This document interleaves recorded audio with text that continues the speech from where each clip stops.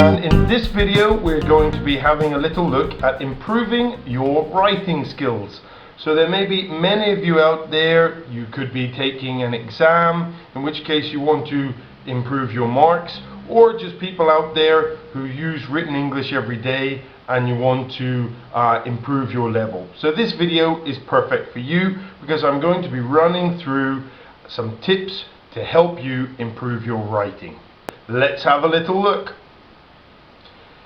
Get your compositions corrected. Now, I think this is probably the best thing that you can do, because every student out there makes different kinds of mistakes. So it's very, very difficult to give people general rules. I'm going to give you some tips to help you, but there's nothing like having a teacher go through your compositions and say, you know, yes, you've got a little bit of a problem with your grammar, you need to go away and study this, or you need some more expressions, or your organization isn't correct, and then they can teach you how to correct this. So this is the best way of doing this. If any of you out there are interested, we have specialized writing courses and lessons available for you to improve in this area.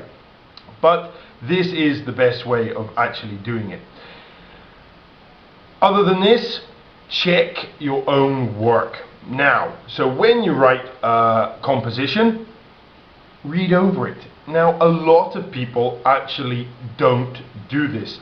And even, you know, native speakers, you know, like me, when we write a composition, I always make mistakes. I have to go back over it, and then I'm like, oh, you know, and I correct it.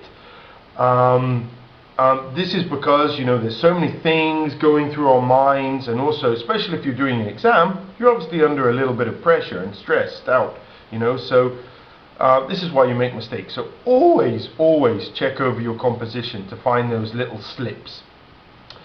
The other thing that you can do is, you can see there's a little Microsoft document here, and this is quite good. So you write a composition, then you type it onto Microsoft 2016 or whatever, and you'll be able to see, it'll come up, I think, with a green line if it's a grammar mistake, blue if it's punctuation, and red if it's a spelling mistake. And this is actually kind of useful because, you know, you can type it out and you're like, hang on a minute, why is that green?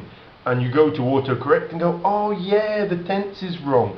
And it actually tells you what kind of mistakes you're making. And this is very useful. Read model answers. Now, especially for those guys out there who are preparing for an exam, this is just so good for you, because you see how it should be done, and you can kind of look at the model answer and look at one of your writings and go, what's the difference? Is it vocabulary? Is it organization? Is the grammar? But what is it?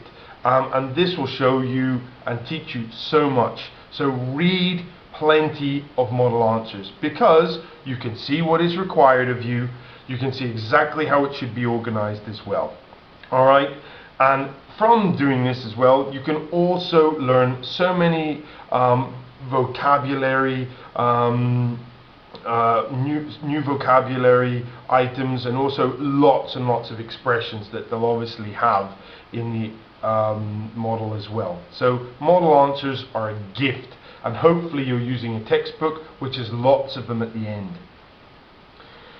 Learn the formats and formality. Again, this is pretty much for those of you who are taking the exam. You can see here in most of the Cambridge exams anyway, reviews, emails, essays. I put reviews in again, why not? Articles and stories. You need to know how to write those, so make sure you do. If you don't, go away and learn exactly what you have to and how you have to organize it. Also, make sure your formality is right. There's going to be a video coming out teaching you exactly about formality as well. I'm not going to go into that during this video. And finally, of course, practice. This is the key. The only way you really get better at writing is by actually doing it. Okay, straightforward. So you should be writing a couple of times a week. Those writings should be marked by a professional examiner. Also, make sure especially if you're preparing for an exam here, that you can write within the time limit and at the approximate or the recommended word limit. This is very important. And finally, some people have a problem with this, especially now in the technological age where we're typing a lot.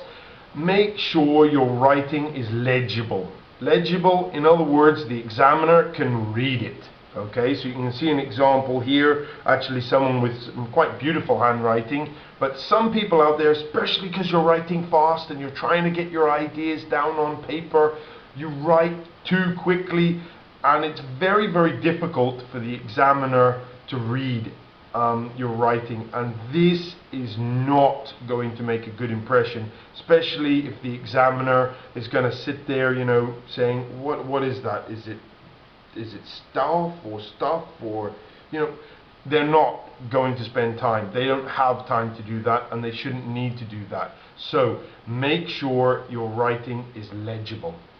I hope this has given you something to think about. If any of you can think of any more writing tips, fire a comment and we'll post them up so people can learn from them. Thanks for watching. Bye for now.